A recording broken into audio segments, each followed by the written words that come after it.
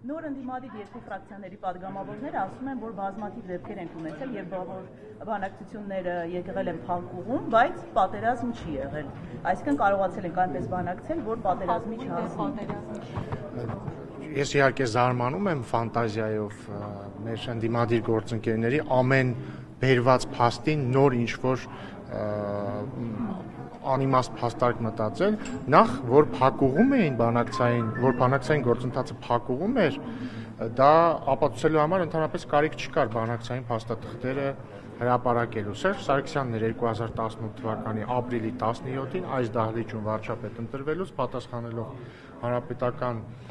խմբակցության պատգամավորի հարցին ասել, որ բանակցային գործընթացը կանգնած է եւ որ հույս չի ներշնչում, հետո էլ ասում էր, որ ըստ էության հույս չպիտի ունենանք, որ Ադրբեջանը չի փորձելու ռազմական ճանապարհով լուծել հարցը։ Հաջորդը ինչու տեղի ունեցավ 44-օրյա պատերազմը։ Իմ մի կներեք էլի, բայց որ խնդրեմ կասեք, Ինչու տեղի ունեցավ 44-օրյա պատերազմը։ Երկու պատճառով, բայց գլխավորապես մեկ պատճառով։ Պատճառ համար 1։ 1998 թվականի դրությամբ Հայաստանի եւ Ադրբեջանի ռազմական բյուջեի հարաբերակցությունը 1.1 էր։ Այսինքն գրեթե ամբողջությամբ հավասար։ 2008 թվականին օրինակ, երբ որ Ռոբերտ Քոչյանը ավարտում էր իր նախագահության շրջանը, արդեն այդ հարաբերակցությունը 1.5 էր, այսինքն արդեն Ադրբեջանի ռազմական բյուջեն Հայաստանի ռազմական բյուջեին գերազանցում էր առավել քան 5 անգամ։ Աղբյուրը Civilnet կարող է ցանկացածը ստուգել։ Civilnet-ն էլ իր հերթին այլ աղբյուրների հղում է անում։ Սերժ Սարգսյանի օրոք էլ ավելի է մի շրջան բարձրացել հարաբերակցությունը եւ մենք ժառանգել ենք շատ բարձր տարբերություն ռազմական բյուջեների, որը մեր օրոքի իդեպ քչացել, այսինքն տարբերությունը։ Եվ մյուս կողմից այս ամբողջ շրջանում տեղի ունեցել ինչ աճել է Ռոբերտ Քոչյանի ընտանեկան բյուջեի թիվը, ենթադրում եմ նաև Սերժ Սարգսյանի օրինակ Փեսայի ընտանեկան բյուջեն է ակնհայտ ակտիվ տեմպերով մեծ աճ գրանցել եւ սրան զուգահեռ բանակցային փաթեթում տեղի են ունեցել նախ ի սկզբանե բանակցային փաթեթը ինչի մասին է եղել, ինչպես 7 շրջանները վերադարձնել Ադրբեջանին եւ ինչ անել Լեռնային Ղարաբաղի հետ, ընդ որում Լեռնային Ղարաբաղի հետ բոլոր բանակցային փաստաթղթերում պարզ չէր թե ինչ է լինելու, իսկ ինչ է լինել, եթե պարզ ինչ է լինելու, պետք է իմանաս ինչ է այդ պահին, իսկ այդ պահին բոլորը ճանաչում էին Լեռնային Ղարաբաղը որպես Ադրբեջանի մաս։ Մի վարքյան ավարտեմ, հեսա դետալներով էլ կանադառնամ։ Եվ այսինքն մի կողմից մենք ունենք ռազմական բյուջեի հարաբերակցության փոփոխություն ի օգուտ Ադրբեջանի, մյուս կողմից ունենք Ռոբերտ Քոչյանի, Սերժ Սարգսյանի եւ իրենց մերձավորների ընտանիքների ընտանեկան բյուջեների աճ, մյուս կողմից ունենք բանակցային փաստաթղթերի շարունակական վատթարացում հայկական կողմի համար եւ մյուս կողմից ունենք մի իրավիճակ, որ Ադրբեջանը նույնիսկ այդ վատթարացող փաստաթղթերին չի ասում այո, որովհետեւ ինքը, ներողություն, ես կպատասխանեմ, որովհետեւ ամեն հաջորդ փաստաթուղթ դառնում է ավելի լավը Ադրբեջանի համար։ Նաեւ ուզում եմ հիշեցնել, որ վերջին փաստաթուղթը, որին կողմերից որևէ մեկը ասել է այո, եղել է 2011 թվականի Կազանյան փաստաթուղթը, որին Հայաստանը իդեմ Սերժ Սարգսյանը ասել է այո, Ադրբեջանը իդեմ Իլհամ Ալիևի ասել է ոչ։ Դրանից հետո չի եղել որևէ փաստաթուղթ, ես հարցի եմ պատասխանում։ Չի եղել որևէ փաստաթուղթ, որին հայկական կողմը ասի հակառակ ասեմ։ Չի եղել փաստաթուղթ, որին Ադրբեջանը ասի այո եւ Հայաստանը ասի ոչ։ Հիմա խնդրում եմ հերթով։ Փաստաթուղթը հրապարակվել է եւ հիմա գլխավոր հարցը, որ հնչեցվում է փաստաթուղթի հրապարակումից հետո ընդդիմադիր տարբեր պաշտոնյա շրջանակների կողմից, հետեւյալն է թե ինչ է հայկական կողմը պաշտոնապես պատասխանել 2019 թվականի առաջարկներին։ Կարող եք ասել ինչ է Հայաստանը պատասխանել 2019-ի ներկայացված առաջարկներին։ Եվ ինչու չի հրապարակվել պատասխանը։ Նախ տարօրինակ է, որ իրենք այդ հարցը տալիս են միայն 2019-ի փաստաթղթի վերաբերյալ եւ չեն տալիս 16-ի, 15-ի, չգիտեմ, 11-ի եւ հաջորդը,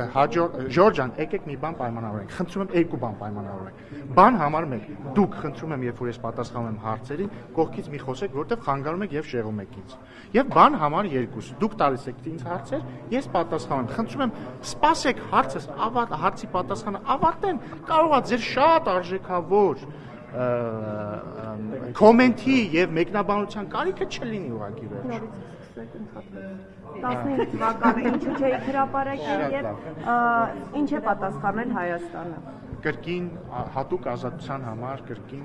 կրկնեմ։ Նախ շատ տարօրինակ է, որ այդ հարցը տվողները չեն հարցնում, բայց 2016-ի պատասխանը ինչ չեք հրապարակել, 2011-ին է, մյուսը։ Հաջորդը 2019-ի փաստաթուղթը ինչ է։ Իդեպ նոր վարչապետ Փաշինյանն էլ ասաց, 2019 թվականի փաստաթուղթը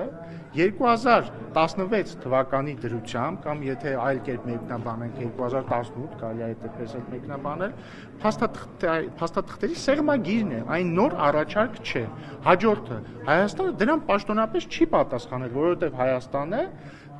տեսել է այսքան սեղմագիրը 2018 թվականի իրավիճակի եւ գնահատման փուլում է եղել։ Լսեցիք, վարչապետ Փաշինյանն էլ ասաց ի պատասխան դրա խոսքը գրավորի մասին չի։ Այսինքն համանախագահների հետ հանդիպման ընթացքում ինքը հարցրի արդյոք նշանակում է, որ Լեռնային Ղարաբաղը կարող է չլինել Ադրբեջանի կազմում։ Հնչել է պատասխան, որ եթե Ադրբեջանը ուզի։ Եթե իմի բերեմ եւ կարճ պատասխանեմ 2019-ի փաստաթուղթը, որը ինքնին ոչ թե անկախ փաստաթուղթ է, այլ 2016 թվականի եւ ընդհանրապես ինչ եմ ասում 2016, որտեղ որ կարդաք տեսնեք, որ շատ քիչ է տարբերվում 2016 թվականի օգոստոսի փաստաթղթից։ Բայց այսպես ասենք 2018 թվականի դրությամբ փաստաթղթերի սեղմագիրն է եղել, այսինքն այն ինչ կար այդ պահի դրությամբ։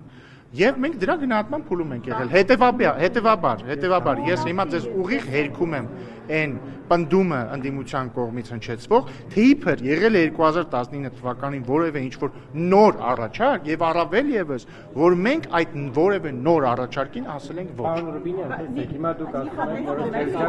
նախագահների հիմա մի վարքան, հիմա սկսելա թող ավարտի հետ։ նախագահների բանակցած փաստաթղթերը պատն էին, անորոշ էին, հա, Լեռնային Ղարաբաղի Հանրապետությունը չուներ ըստ էության կարգավիճակ իր անորոշ չէր։ Բայց 2018 թվականին Նիկոլ Փաշինյանը հայտարարել է, որ ինքը սկսում է զորոյական կետից։ Ինչի հանգեցրեց այս զորոյական կետը։ Ախր բայց ես նոր հիմա ձեզ ինչի մասն էի ասում էի Սերժ Սարգսյանն է, ներողություն։ Սերժ Սարգսյանի թողած ժառանգությունը այն էր, ինչ 2019 թվականի փաստաթղթում կար։ Մի վարքան, դե լավ, հիմա ինչ ավարտեք, ես կավարտեմ։ Ավարտում է։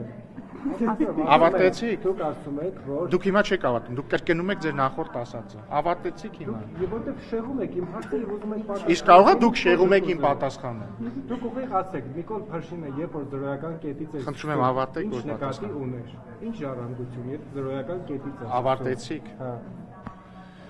2019-ի փաստաթուղթը, որը ինչպես նոր ֆիքսեցինք, նոր առաջարկ չէ եւ 2018 թվականի դրությամբ, այսինքն Սերժ Սարգսյանի թողած ժառանգություններ գնահատման փուլում է եղել Հայաստանը։ Եթե ձեր հարցի ենթատեքստը, իսկ ձեր հարցի ենթատեքստը հետեւյալն է, որ ընդդիմությունը ասում է, չէ, որ Փաշինյանը եկավ, ամեն ինչ թողեց մի կողմ, մերժեց այդ պահին սեղանին արկա փաստաթուղթը եւ ինչ որ նոր բաներ ասեց։ Ես հիմա ապացուցում եմ, որ այդպես չի, որտեղ 2000 Դա Նիկոլ Փաշինյանն է ասել, ես ասում եմ զրոյական կետից։ Ինչ ընդդիմություն, ով ընդդիմության անունը տվեց։ Ես էլ ձեզ ասում եմ, որ 2019 թվականի փաստաթուղթը, որը Սերժ Սարգսյանի ժառանգությունն էր, մի բան էր, որը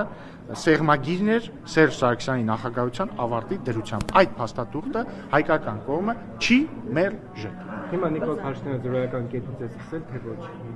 Զրոյական կետը 2019 թվականի սեղմագիրն է, Բայց որը նույնինք ախր հենց նոր վարչապետ Փաշինյանը դες ասեց զրոյական կետը որն է եղել։ Ասում է ես եմ ԵԱԿ Մինսկի խմբի համանախագահներին ասեք, հիմա կտակ մի հատ հասկանանք վերջին դրությամբ իրավիճակը զրոյական կետը որն է։ Եվ իրենք տվել են 2019 թվականի սեղմագիրը։ Պատասխանեցի ձեր հարցին։ Այդտեղ սեփական բառ, հետեւաբար անիմաստ։ Դե դուք եք զրոյական կետից հարցնում։